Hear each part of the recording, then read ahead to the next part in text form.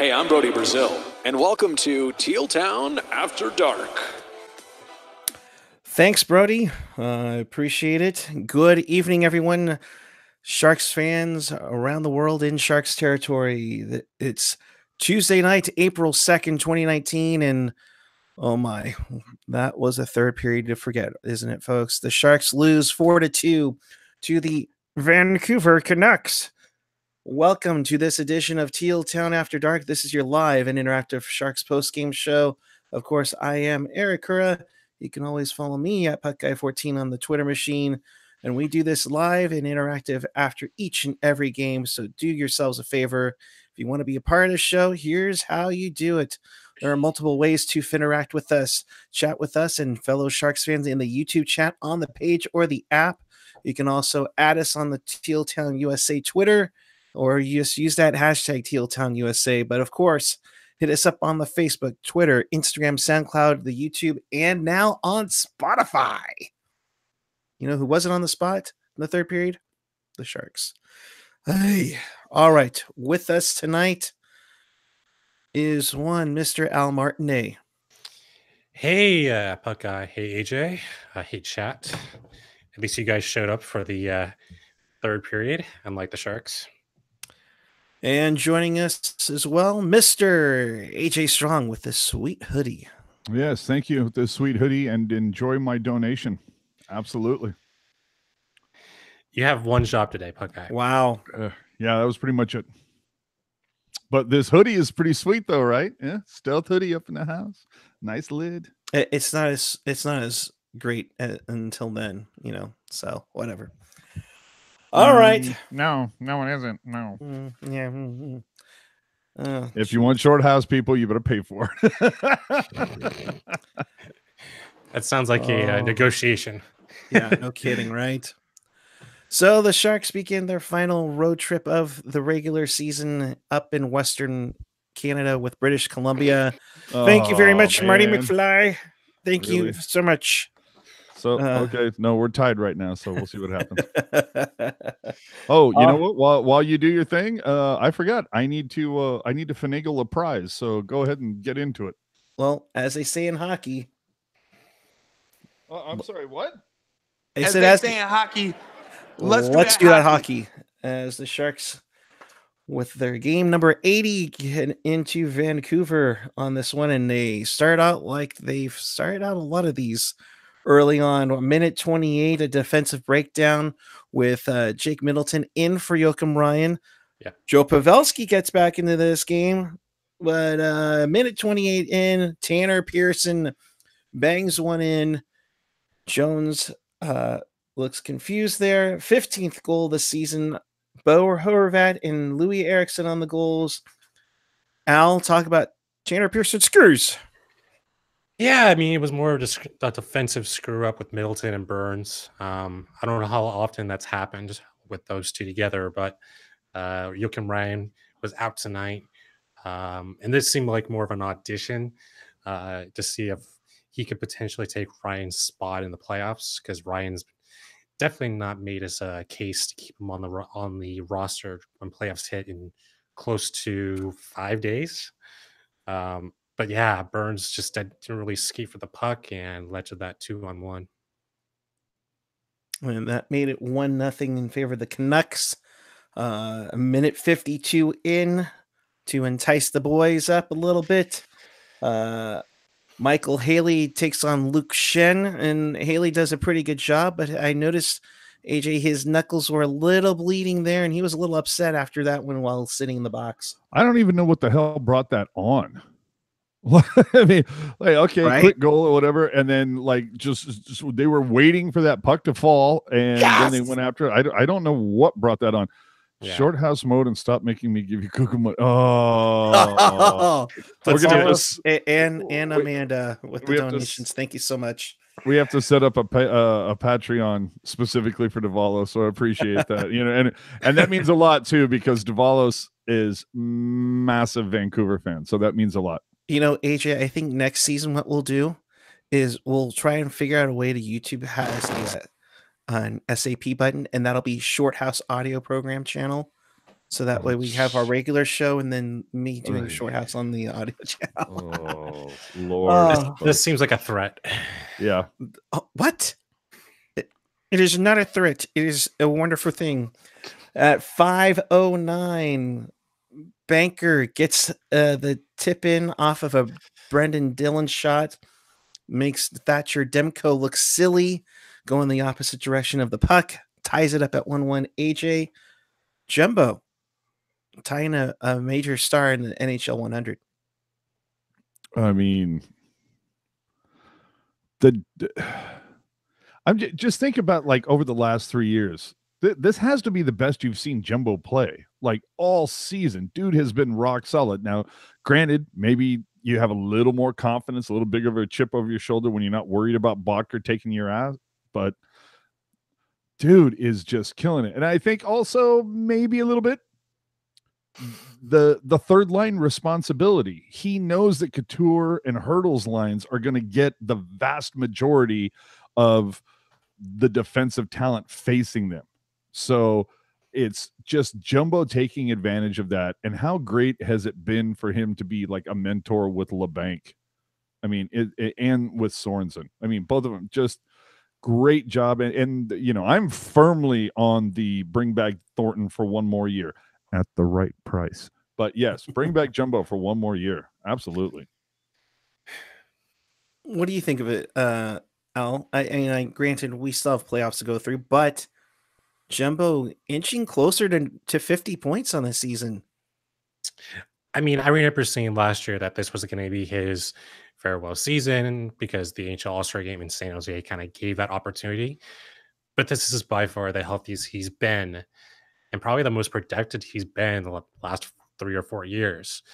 I just really do question 2 surgeries on 2 knees at that age.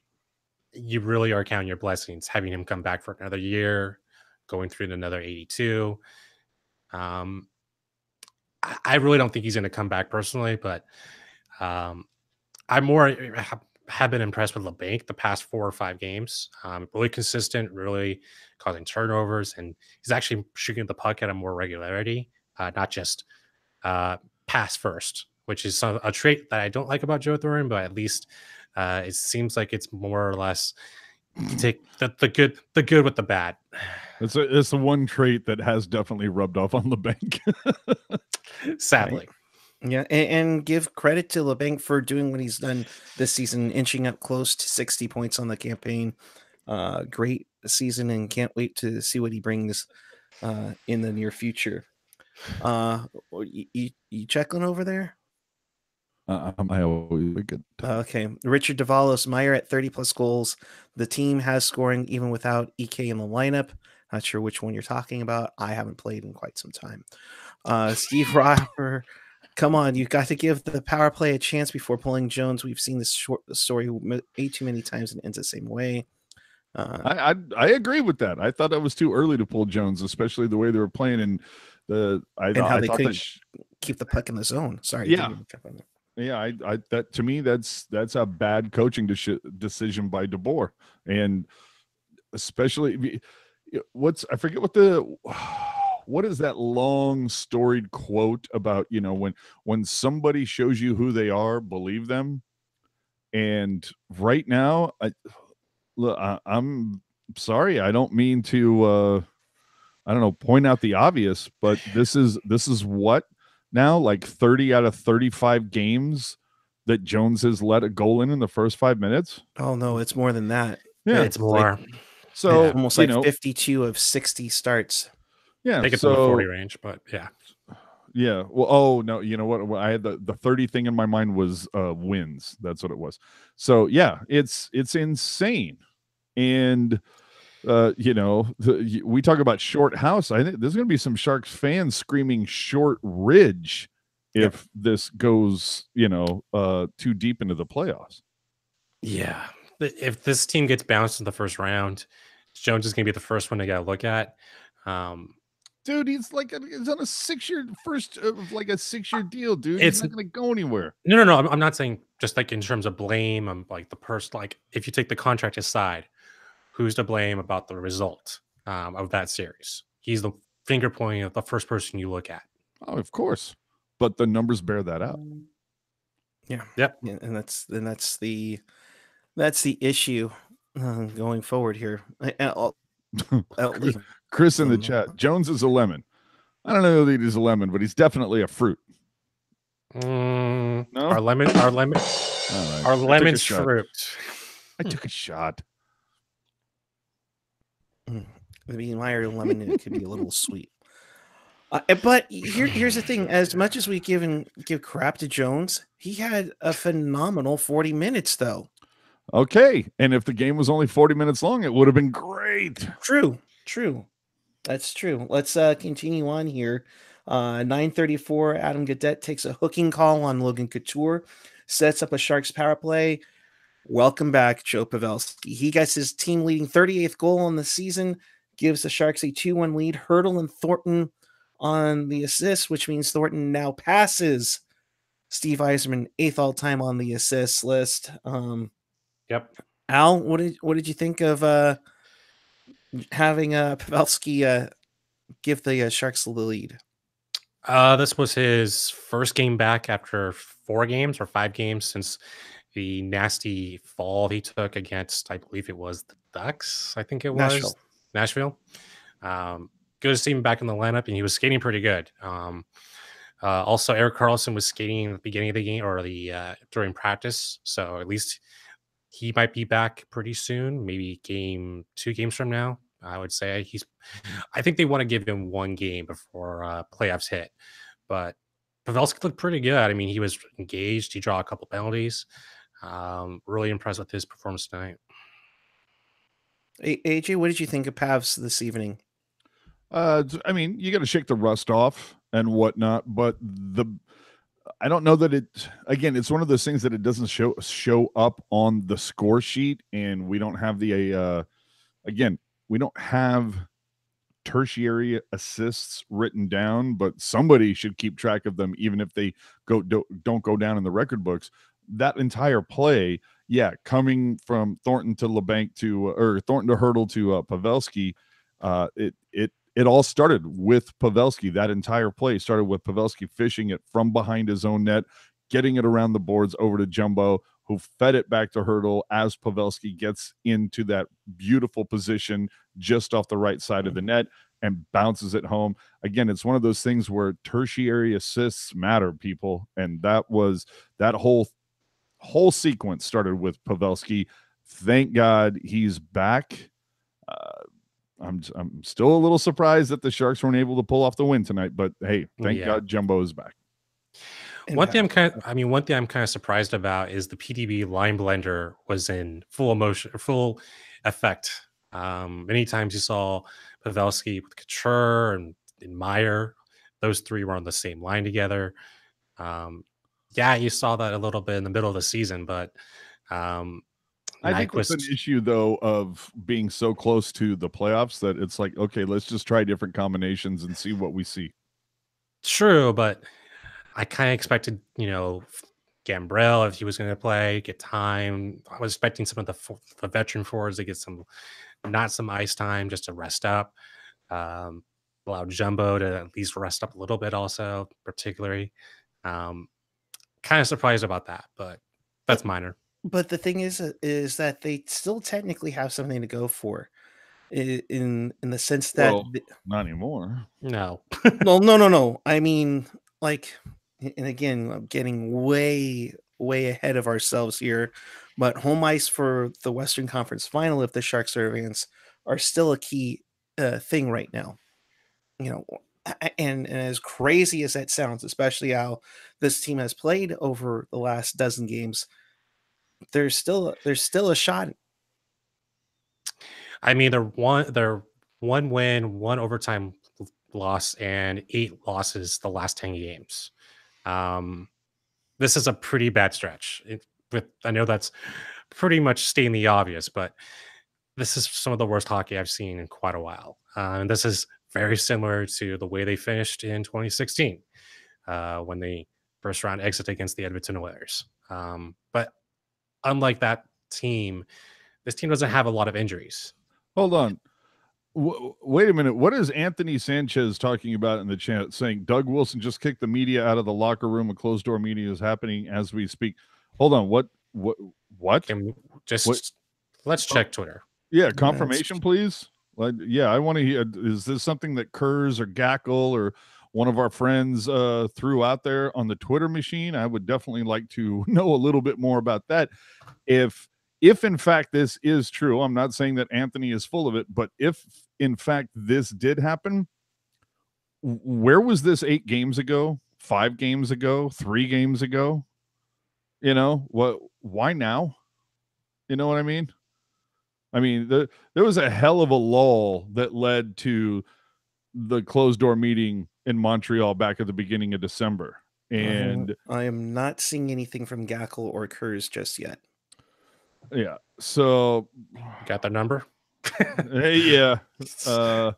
Yeah, we can call the Toronto War Room, but we can't call Vancouver. Make sure to cover the puck and whistle it. No, he's doing it himself now. Well, I mean, I just want to know if Sanchez is just like, you know, having fun with us, or you know, or if we'll wait for a confirmation. We'll wait for confirmation. Let's come back to that. I'll search on Twitter, but while we do that, the second period, not much. Congratulations, Jake Middleton. You made the score sheet. Your first NHL penalty, tripping at 5:03 of the second.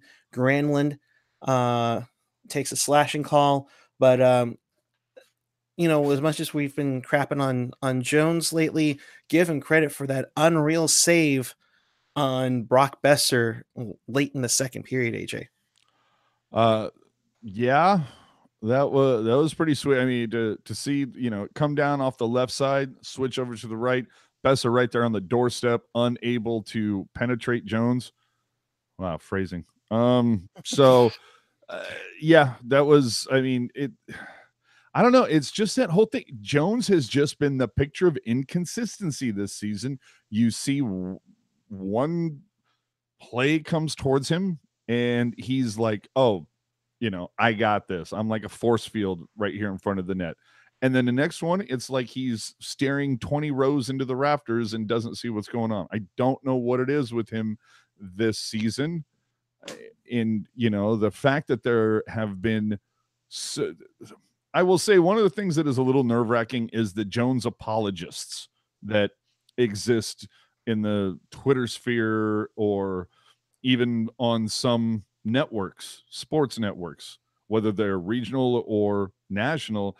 And it's so contrarian to hear after one period people bringing up, you know, Jones doesn't look good. Jones is, you know, he's fighting the puck or this, or it doesn't look good.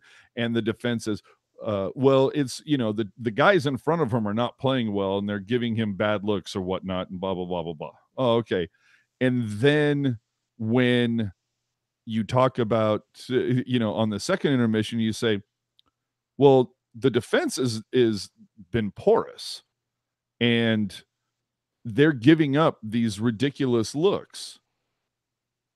And then you sit there and go, well, Jones does need to make save once in a while. And it's like, well, which is it? You know, I'm just tired of it being one or the other, where it's just kind of, dude, numbers don't lie, you know? And granted, at one point, like Brendan Dillon had like a plus 30. Now he's at like what, like plus 16 or something. Still nothing to sneeze at. Imagine where he would be if he'd had Erik Karlsson on his side the entire season. But the fact of the matter is, the numbers don't lie. And right now, Dell and Jones are in the friggin' basement, especially when you compare them. Instead of comparing them to 30 other teams, just compare them to the other teams that are in the big dance. Yep. It makes it look even worse. So, you know, to sit there and, you know, act as if the sky isn't falling when, you know, all indications are otherwise. I mean, dude, just, you know, it is what it is. You can address the elephant in the room, boys. Yep. So I'm not seeing anything on Twitter.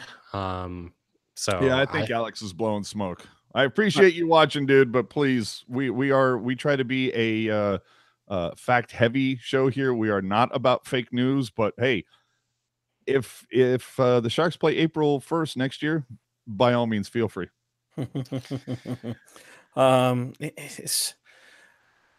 Moving on to the third period, 7:07. Kane gets called for hooking while the player was holding his stick with both hands, it seems like. The Canucks don't do anything on that power play, but then after that, that's where everything fell apart. 11:18, Tanner Pearson gets his second of the game from Oh, wait, did he? Yeah. I'm getting there. Gets his 16th goal, allegedly, from Louis Eriksson and Bo Horvat, 11:18. I'll ask you first. Were there shades of Game 6 in 2014 with Alex Stalock covering the puck and it gets poked on into the net? I mean, the rule book, the intent to blow the whistle. Intent to blow. Excuse me 1 second. Intent to blow. So, how many times have the Sharks been screwed over on intent to blow? That's what she said. Thank you, Michael Scott.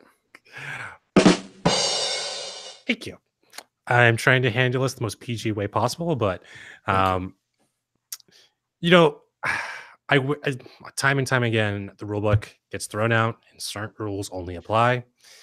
Thankfully, the Sharks are already in lock to play who they are, the Vegas Golden Knights.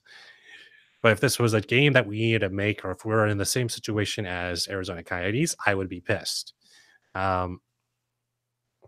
Frankly, when it went in, I was pretty sure it was going to count. But if they're going to make a ruling and change it with a mid-referee council, they really need to clarify that. All right, AJ, we talk about intent to blow, and we talk about pucks getting shot underneath with the glove being covered. I could give a damn about intent to blow. I could give a damn about all that. The thing that I look at is the fact of the matter is it was called no goal on the ice. Was it not? It was called no goal on the ice. And then before they went to review, they had changed their call to a goal. Yes. Yeah. So I honestly, looking at the video review, I'm not sure how they switched their call. Like, what did they see that made them switch their call? That's what I would like to know.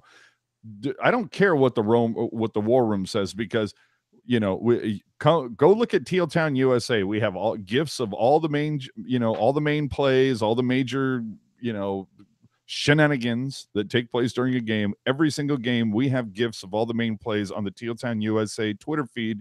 And I'm sitting here looking at the Pearson goal. Can you make a case that Jones has it covered and Pearson pops it in? Yes, you can make a case for that. But you can also make a case of maybe Jones didn't have it covered all the way because there wasn't a conclusive real camera angle to, basically tip the scales one way or other, which goes back to my question about the refs. How is it they say no goal and then they get together in a huddle and say, oh no, it was a goal? How? Why did you, and then for the war room to come in and say, oh, it's confirmed. Based on what camera angle? That's what got to me. I'm not mad about that it was a goal. I'm just disappointed in the NHL, just the way that it just seemed like nobody knew what was going on. A minute it's a goal, and then it's not a goal. Okay, well, just show us the definitive proof on video that shows your case, and everybody's fine. But there wasn't any, so I just don't understand how they overturned the initial call. Yeah, Richard Duvall is saying the refs got together to discuss the play. I think the nearby ref called no goal, but the linesman and the second ref, who's on the other side of the blue line, mind you, yes, chimed in and said that he had a better angle of the play and called it a goal. Yeah, it's funny to me how many times a lineman, they won't chime in or do anything on some plays, but then on other plays, they're like the moral compass of hockey. Yeah, okay, sure. So there was that tied it at 2-2, and I think you could see the Sharks were kind of down and out about that one, and the Canucks took advantage. Marcus Grandland scores from Schaller and Biega to 13:39 to give the Canucks a 3-2 lead on that one. Oh, what a fluky bounce. What a fluky bounce in Vancouver. Color me shocked. Yeah, you're saying it wrong.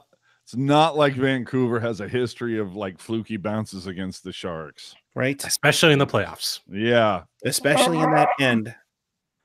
Whether it's stanchions, questionable icing calls that set up tying goals, whatever it is. And then Troy Stetcher from about 195 feet out gets his second goal this season from Edler, a shorthanded goal while the Sharks had a power play to try to tie it up. That's how this one ends, folks. The Sharks lose 4-2. And what's the opposite of Toscala? Still garbage. Talking about a 200-foot goal. I'm just saying. Well, it was an empty netter, mind you. So, well, that tells you how great Toscala was, right? Yeah, same. Stats to go over it: 35-23 in favor of San Jose. Face-offs, holy crap! The Canucks dominated this one, 62-38. I think this is the second time in a row the Sharks really got destroyed in the face-off circle. Good. The Sharks stopped the Canucks power play going 0-for-2. Sharks 1-for-4 in the power play, and they could have really used one late in the third. Hits 20-14 in favor of San Jose. Blocks about even 12-12. Giveaways 9-4.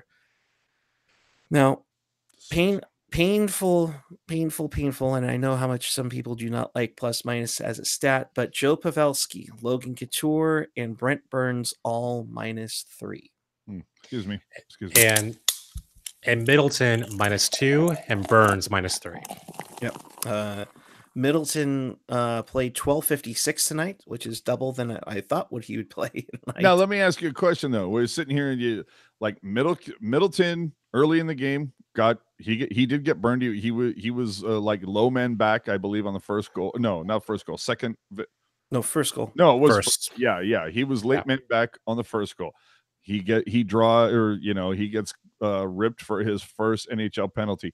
That being said, was do you think Joakim Ryan would have done any better in either of those positions? I can't say one way or the. I can neither confirm nor deny. I think there's more chemistry with Ryan with Burns than obviously Middleton. And I think Ryan has in more. Other words, Burns knows Ryan's gonna suck, but he's not sure that Middleton's going to. Let's put it this way. I think there's more upside with Ryan than Middleton. I think Ryan can turn around his game and be more consistent. With Middleton, I'm just not too sure what his game is. And I don't think he can be a Paul Martin that Brent Burns definitely needs. Oh, Chris in the chat. Yikes. More defensible, this team going out in the first round or the reverse sweep? Well, let's see where we get to when we get there. But before we go any further, do us a favor for all the people watching. There's a little button down there. There's a red button that says subscribe. If you would do us a favor, if you're new here, please do us a favor, hit that button, help us grow the channel. We would really appreciate that.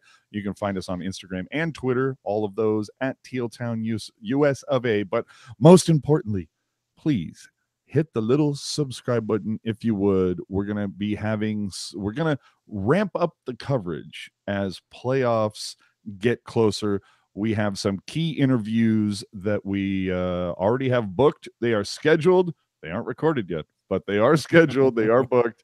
So in the next 7 days leading between now and the playoffs, we're going to have some cool content coming out. So best way to find out about it, hit the little subscribe button, hit the notification bell.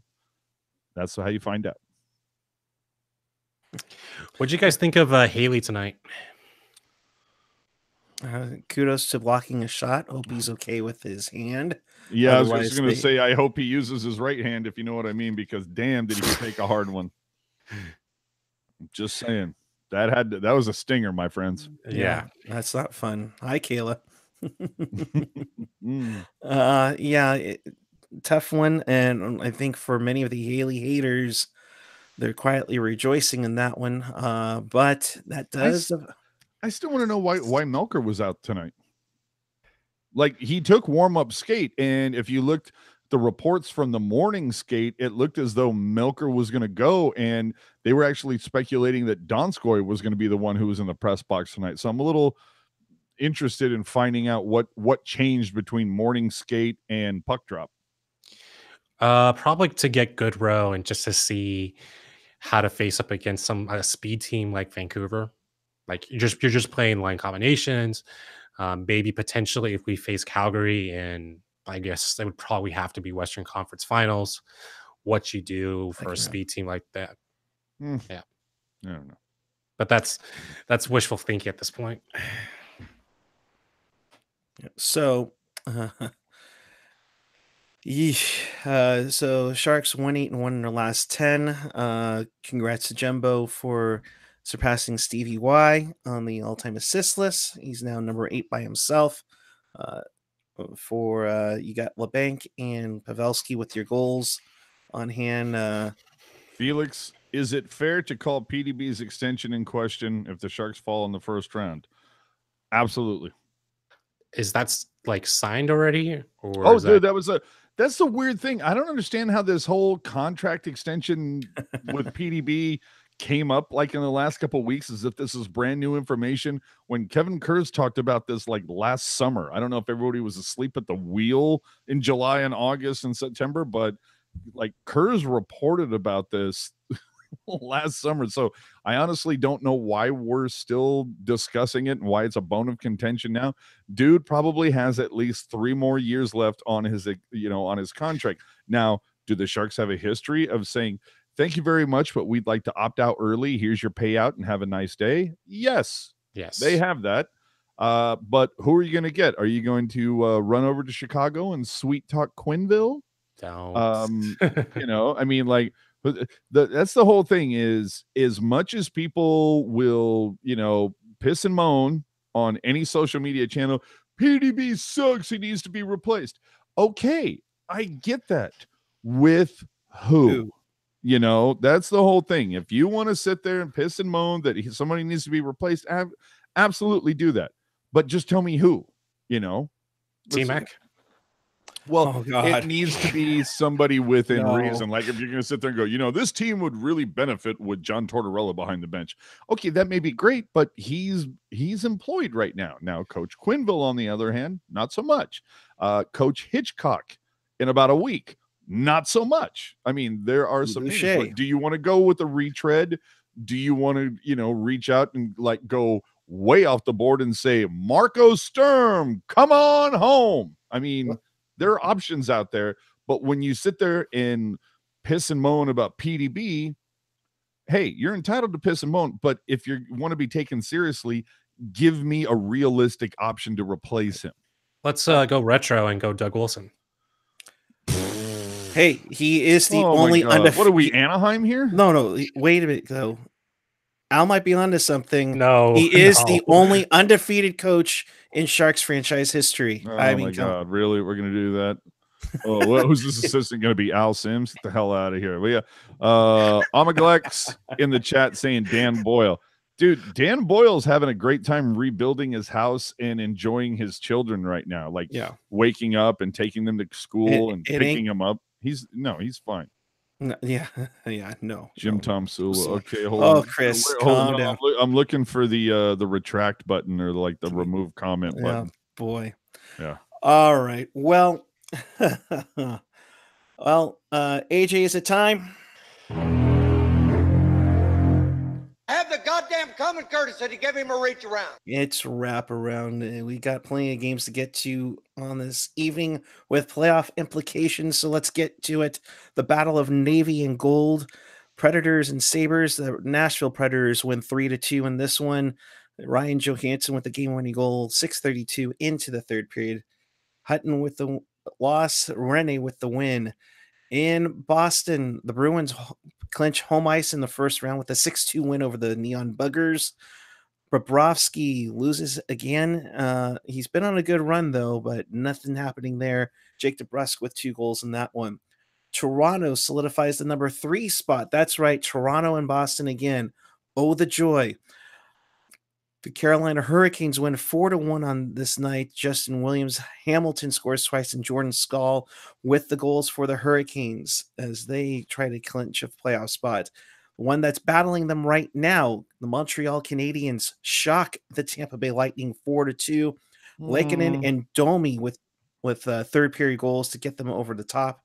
How much of a shock is it when you've got everything sewn up when there's literally nothing to play for? It's not that much of a shock. True. Like let's take a look at that and see like the time on ice that, Kucherov and Stamkos, All right, let's look. got, Yeah, okay. Knock yourself out on that. But real quickly, also in the chat, what do we think about the goalie signing today? Was that today or yesterday? That was today. Okay. What's Cat's name again? Stone Ridge? Yes. Yeah. I mean, has a fantastic like a 940 save percent. Yeah, he's from Quinnipiac College, Andrew Shortage, with a 940 save percentage this year. Yeah, and that's fantastic. And okay, so it's a piece that they put in their pipeline to see what's going to happen. If you think you're going to see him in a Teal jersey in less than a week, not going to happen. Nope. But maybe in a Teal sweater, but just to sit in the press box for the Barracuda. Yeah, it's to get him acclimated and everything like that. Sure, but I mean, if like it would literally like Jones would have to put up a 700 save percentage in the first 2 games, and then they rolled Dell for the third one because Jones was so horrible, and then Dell throws up a 600 save percentage. Then at that point, maybe they go, that Stone Ridge kid, let's see if Jones's pads fit him because they're about the same size. Maybe that would be it. But yes, look at that. Kayla was so angered by that question, she said F it and left. So Kucherov played 22 minutes tonight. Who? Oh, wow. Kucherov. Okay, that didn't sound like what Alex said, but okay, I'll give it to you. Yeah, so 22 minutes for Kuch on that night. To quick go over, he's Shortridge, 23 years old from Anchorage, Alaska, 6'4", 185. Oh, wow. Dude, 6'4" and 185. Are that you guy's thin? Dude, that's what I'm saying. That is rail thin, dude. John Root is 6'4", and he's probably tipping the scales at like 205. So this guy is a rail. So I'm 6'2", tipping the scales at 220, and I could drop like 10 pounds. Dude, yeah, no, we could all drop a little bit more than that, but see, that's the whole thing. Yes. 940. Oh, really? You want to talk scales, Al? Really? No. We're laughing because of what you said. Jeez. About what? That we could all afford to yes. Who can't? Moving onward, Red Wings 4, Penguins 1. Rockets' second least favorite player, Bertuzzi, gets 3 points. Mantha with 2 goals in that one. And by the way, the Penguins still haven't clinched the playoff spot yet. So you're saying there's a chance. There's a chance. I do love the fact that Minnesota won, yet are eliminated. Yeah, Minnesota wins 5-1. They actually won the season series between Innie and Minnie. A 3-goal onslaught early on for the Jets. For the Wild. But doesn't matter. They all have INN in their name. They're right. All the same. Right. But the Jets lose, and that's a big loss like we said, for the Sharks to finish higher than the Central Division winner in that one. Dallas clinches a playoff spot tonight, beating the Flyers 6-2. In that one, Radulov with 2 goals. Kudobin did not pull the net off the moorings and gets a victory in that one. Avalanche win by the same score, 6-2 in that one. Disappointing in Kudobin. No, the best part of this, okay, for those of you who don't know, go back if you have the option to look at the stream from the Oilers. The Oilers were up 2-1 in this and were looking okay, and Koskinen threw down a ridiculous snow angel save to Colorado when they were on the power play. And then at some point during the second period, there was like some wicked ass voodoo that came down from the Denver mountaintops and just destroyed, just absolutely destroyed the Oilers in the second. It was silly. It was absolutely, I mean, 456, 556, 743. Just within the course of like 3.5 minutes, man, just the wheels fell off Edmonton. And it was like the perfect synopsis of the Oilers' entire season. Just when you think like we're rolling, boom, punch in the face. And man, was McDavid unhappy last night after the game in Vegas or what? Oh, Yep. Dude, McDavid literally wants to fire everybody in Edmonton except Draisaitl. That's pretty much it. Good point. So the Avalanche, with the loss from Winnipeg, loss from Minnesota, the win from Colorado, they have a magic number of 1 to clinch that playoff spot, and then the top 8 will be pretty much set now, except for playoff positioning. And the final, unfortunately, in the Desert Dogs lose 3-1 to the Los Angeles Kings. Drew Doughty. You say, unfortunately, from what I know, Darcy Kemper was injured in this game. Yeah, he took a stick to the eye, we're hearing, and we hope he's okay. But a hell of a run for the Arizona Coyotes. Unfortunately, could be coming to an end here in that one for Please. Colorado has a drop their next 2. Arizona has a win their next 2. Chances of that happening are about probably the same as, I don't know, Michael Haley playing on the first line for the Sharks. Which could happen Saturday in a critical game for the Sharks as they take on the Avalanche. Easy there. Yeah. So that is your NHL wraparound. Do you have that CUDA sounder ready to go by chance? Give some love for that one. That works. I had to do it just for the fun of it. Chewy, shut up. Your San Jose Barracuda have 3 games this week. Wednesday at 7 p.m. They're back at home taking on the San Diego Gulls. Friday night, they are home to the Grand Rapids Griffins at 7 p.m. And then Saturday at 1:15, it is the Griffins again at 1:15 p.m. So if you want a double header, you got one in Teal Town. Yep. What? Yep. Who's playing where? What? The Grand Rapids Griffins are in San Jose for a back-to-back. But where are they from? Grand Rapids. In other words, like Michigan? Yes. They're the Red Wings affiliate. But what about Orlando? Orlando? Did you not say anything about Orlando? No.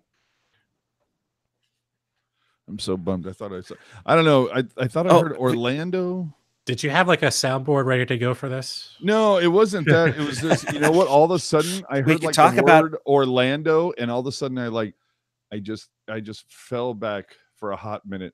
Do you guys remember a hockey team called the Orlando Solar Bears? Yes, they are currently playing in the ECHL right now as well. And unfortunately, the San Francisco Spiders, never the twain shall meet. Yeah. Yep. Oh, good times of crazy jerseys.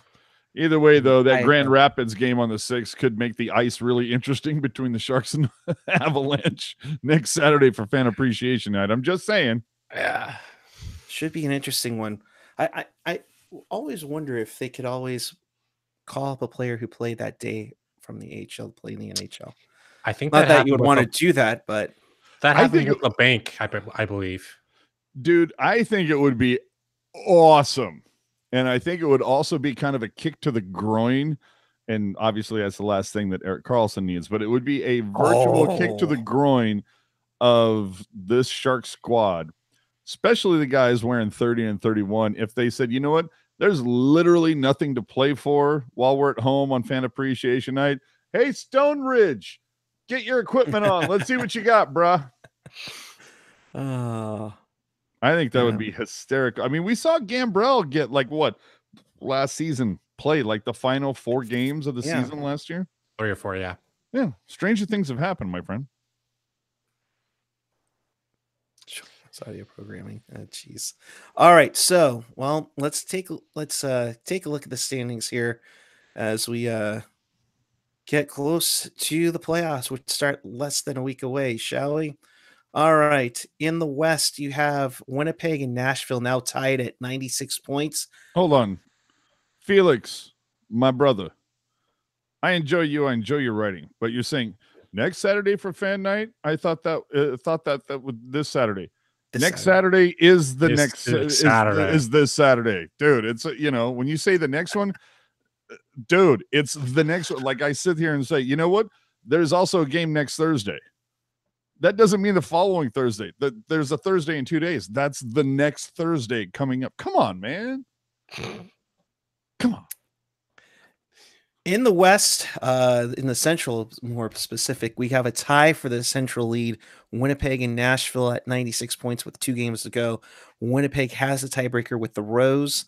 Again, very, very interesting here if they don't hit the 100-point mark for the Sharks. Sharks, if they can win out, they will have that home ice for round 3 if they advance. St. Louis at 94 still has a shot to steal the division since they have a game in hand on both Winnipeg and Nashville in that one. Chris says, grow the game, grow a calendar, Felix. Oh, I like that. Hey, just give it a second here. Playoffs. The Pacific is already set up. Calgary with the top seed in the West. San Jose will be number 2, taking on Vegas. Dallas with the number 1 spot in the wild card. That remains to be seen depending on what Colorado or Arizona do. But they are pretty close to clinching that number 1 spot to open up against the Central Division winner. Yes. I feel like Calgary and Colorado could be a very good series of playoffs. I think that could be very good. Winnipeg and Dallas, I think that could be a beatdown, dude. I think it could be really close. And remember, that is not like fait accompli. Nashville and Winnipeg. No, I'm saying Nashville and Winnipeg. Well, it's not a fait accompli for Winnipeg, obviously, because they're the leader in that. But Winnipeg and Nashville just it's going to come down to the wire, my friend. I wish we were involved. Tell me that Winnipeg and Nashville play each other for the final game of the season. That would be so great. But I'll look. No, it doesn't matter. It doesn't matter. It doesn't matter. I'm just saying that, who knows who's going to face Colorado? But man, Colorado has so nothing to lose. Winnipeg's last 2 games are versus Colorado. They got something to play for, and Arizona, who at this point really have nothing to play for. So we'll see what happens. But I'm telling you, I am so looking forward to whoever Colorado faces, because I just have this weird vibe. Jot this down, because the Predators finish off versus Vancouver and Chicago. Neither team have anything to play for. At least the Winnipeg Jets are going to play a playoff-bound team, at least as it stands right now. They're going to face a playoff-bound team so Nashville could win that. Then you got Winnipeg versus St. Louis. That could be an interesting. I don't know. Winnipeg has been playing like 500 hockey for like the last month and a half. I think they are a prime target of being the number 1 seed that gets bounced in the first round. There's nothing that's really surprised me about Winnipeg. It's been kind of disappointing overall. The number of key players haven't produced all year at the rate that we've kind of expected. I kind of agree with you. But when it comes to Colorado and Calgary, I just don't trust Colorado's defensive lineup. I think Calgary has a surprising young decor that really does help with their offense.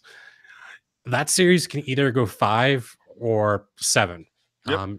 I really wouldn't surprise me if it goes 7 and Colorado wins on the road, because both contenders are both shaky. And it really does kind of depend on who has the hot goaltender. Well, and the whole thing is Calgary doesn't even, it seems like nobody in Calgary knows who the hell is going to start for the Flames in goal. It's like, it's like Smith has like started 5 of the last 6, and it's like they're speculating Well, is it because Smith is on a roll, or is it because they're resting Redditch? Like, what are we going to do? And $10 from John. Can we use this $10 for someone to take a box of no-dose and eye drops to Jones? Dude, I'm like, I'm there with you. I was going to say I won't say what I really want to on air right now. At this point, I've said every excuse I have for Jones. Like, it's not his fault. 2 deflections in the net, but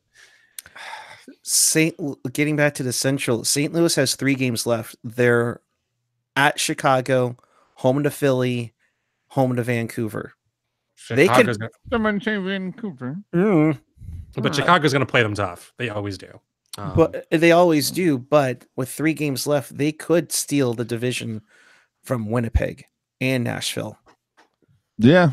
Okay? So, yeah, I didn't even tap into St. Louis. And the fact, too, is that out of those 3 teams in the Central, St. Louis, Nashville, and Winnipeg, St. Louis has the best record over the last 10, being 7-2-1. Yep. So, hey, now, how awesome would that be if just like, again, look, we all know as Pacific Division fans, like, our stuff is fait accompli. Everything's pretty much locked in stone. You know, it's like a Excalibur, man. Sword in the stone. Everything's locked in. You're not pulling it back out. But oh my God, the Central is loosey goosey, my friends. And these last 5-6 days of hockey, thank you, Central Division, for making things so interesting. And how do you feel about the Colorado Avalanche? They're 1 point away from clinching a playoff spot, and Ottawa has clinched the worst record in the NHL, which means Ottawa has the best chance at the number 1 pick. Oh, that's right. They traded it to Colorado. They could clinch the number 1 pick in the draft before they even play a playoff game. Now, thanks, Matt Duchene. Wait a minute. Wait. Did Ottawa trade that pick to Colorado, or did they happen to just drop it and leave it in an Uber in Colorado? Let's put it this way.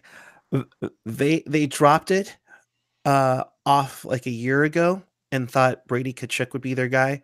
They didn't expect to have a crappy team where Jack Hughes could just fall into their laps. Yeah. All right, hold on. We got to get to the chat, guys. Davalo's asking, who has the road tiebreaker between Winnipeg, St. Louis, and Nashville? Right now, that would be Winnipeg by 3. 44 for them, Nashville 41, St. Louis 41. Fact or fiction, the Sharks signed Ryan Miller to back up Jones this offseason. If they didn't do it before the deadline, they're not going to do it going forward. There's no reason to sign a 35-year-old guy when you're looking at Stone Ridge, you're looking at Bibeau, you're looking at Cornosh. You're not. There's another one that we haven't talked about too, and an 18-year-old in this system as well. And then you have Teal and Pavelski, and you don't have any cap to spend on a veteran. Well, yeah, but it's not like Ryan Miller. Let's be honest. He's going to get it's going to be a basement minute. But the thing is, Miller, I guarantee you, he doesn't want to sign here. He wants to stay in Anaheim. So isn't Dell 1.5 million? So you'd probably be 1.6 in about 6 weeks, bro. Dell gone. The point is just like you're gonna have to get Ryan Miller for 2, so that it's just not worth it. I'm just really happy that the Sharks franchise have realized that they finally need to get away from a PC. Get rid of the Dell. Go get a Mac. It was only a matter of time. In the East, the Metro is not wrapped up. Washington still has a lead on the Islanders. Pittsburgh, as we said, still hasn't clinched the playoff spot yet. The Atlantic, of course, Tampa Bay's clinched like back in January, it seems like.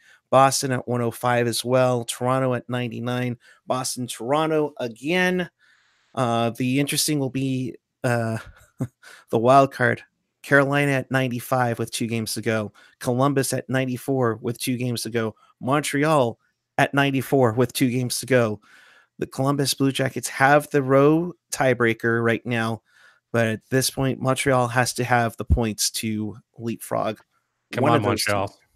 You can do it. No one cares about Columbus. We want to see a tire fire.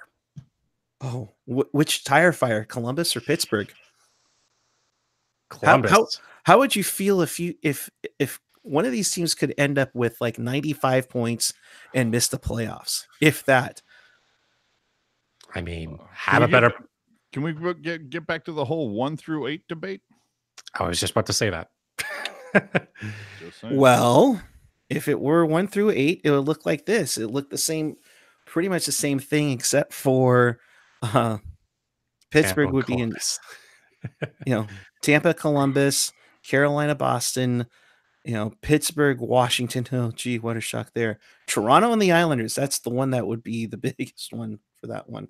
And for the West, if it were 1 through 8, it would, well, remember, the top division winners get the top 2 seats. So San Jose would technically be the number 3 seed. They would get Vegas, Nashville, St. Louis, and nothing much changes here in the top 8.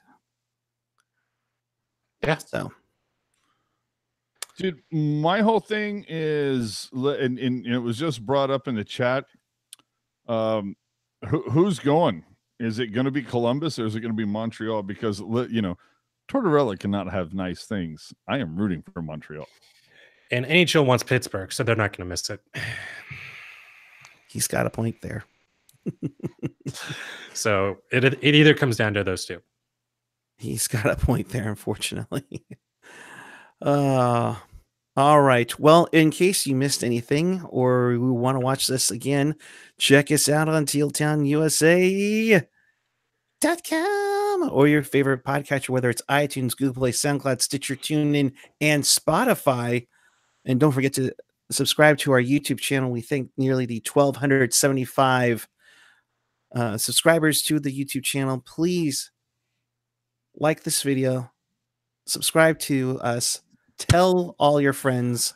Like this video, take it, rub it with fascinating, eclectic oils. Help grow it, people.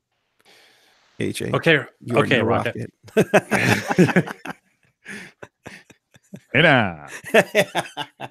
All right. Well, yeah.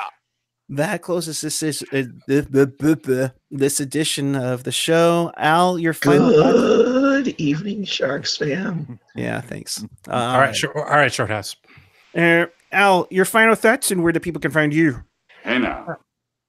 You can find me on Twitter at AlBartX. Well done, sir. Well done. Okay, you can find me on Twitter at Martinet. Players, end of the season starts Saturday. I'm looking forward to it. Wow. Okay. Yeah. I know. Dude, Edmonton, sure, whatever. You've got a team that is so dejected. If you can't get a win over these guys, I mean, honestly, at this point, I don't even think it's a case of playing for pride. I don't know that they're playing for jobs. I don't know what Edmonton is playing for at this time. I mean, they're playing for McDavid not to ask for a trade out of town. Yeah, that might in fact be it. Like even Draisaitl's like, bro, don't lead. I need somebody to play with. It's insane. And then on top of it, you look at that deal that McDavid got. I mean, you talk about putting all your fish in one barrel. I mean, dear Lord. And remember, people, there is an option. Salary cap gonna get a little bit bigger.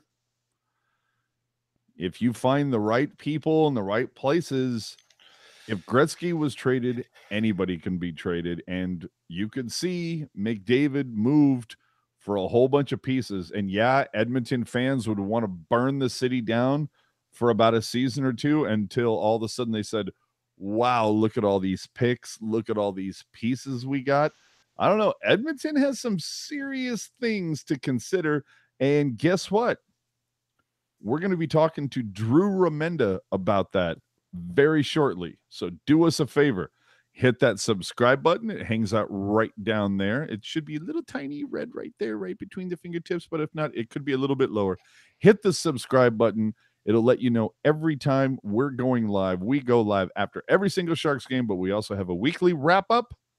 But we have some cool interviews in the pipeline that is going to be dropping over the course of the next week or so leading into playoffs. Don't miss those. hit the subscribe button. I'm AJ_Strong on the Twitter, on the Instagram. You can find me taking funny photos of my cat. I don't know if you saw it tonight, but I got a great video of my cat like losing his mind trying to catch the puck on the screen. I'm just saying.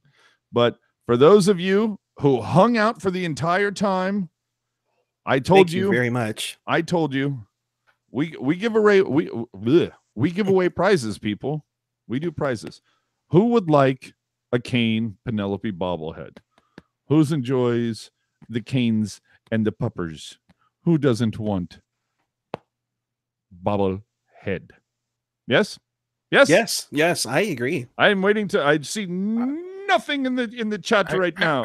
Are you sure you want that bobblehead? Sharks have been 1-1 since that happened. I don't care. So, how do you get a bobblehead? Well, of course, you have to answer the question. First person who doles out the answer to my question will, in fact, win this amazing Kane and Penelope bobblehead. The answer to my question is... Actually, I should probably say the question is, you provide the answer. You provide the answer. The question is, name the first two Sharks to score hat tricks in the same game. Oh! Go! Go! God, I know this one too. Oh! Go! I'm waiting. While I'm looking in the chat right now, we will wait for the first one. I'm looking for two names, dumbass, not one. I'm sorry. I had to do it. Let's Still see. waiting. Oh, the answer that makes us laugh hardest win. Yeah, if you say Haley and Odgers, yeah, I will buy that. John Scott and Mike Brown. No, we got a Anthony winner. Sanchez is our winner. Owen Nolan and Jeff Friesen back in October of '99 in a rout over the Blackhawks. Yes. So, Anthony Sanchez, do us a favor. Hit us up on Twitter. Follow us at tealtownusa. If you don't have a Twitter and don't follow us, then you don't get the goddamn bobblehead. But if you do, slide in, hit us on Twitter. Send us a message on Twitter and said, dude, Anthony Sanchez, I won the Kane Penelope bobblehead. I'll slide into your DMs, pick up your address, and get that sent out to you.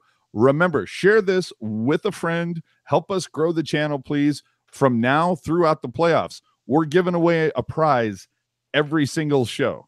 So tonight, it's a Kane Penelope bobblehead. Next show, I'm thinking Logan Couture bobblehead. Oh. So, or, hold on. Okay, now wait. This is going to be the thing. Okay, vamp for 5 seconds, puck guy. All right. Well, don't forget that we will be back with you Thursday night following the Sharks and Oilers. That is what is it? A 7 p.m. puck drop at the Rogers. Is it 7 or earlier? I think it's 6. Yeah, it's 6 because this is because of the time difference. Yeah. So hockey night in Canada. So for those, if you could help us grow the channel. You know, if we see some more subscribers on YouTube, some more followers on Insta and on Twitter, then you know what? Help us out. Let us know. Hit us up on Twitter and said, hey, I got these 3 people to follow you or whatever, and you will become the proud owner of a playoff mode box. Oh, damn. Inside of which is a playoff towel, a ridiculously awesome like window cling that is huge, by the way. You'll also end up with a cool little teal gel thing to put over the light on your phone. So all your pictures have a teal tinted hue.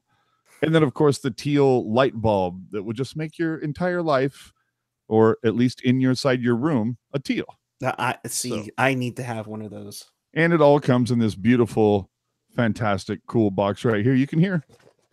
There's stuff in it. In fact, you want to know how cool this box is? Look at this. It even has cool teal packing paper inside.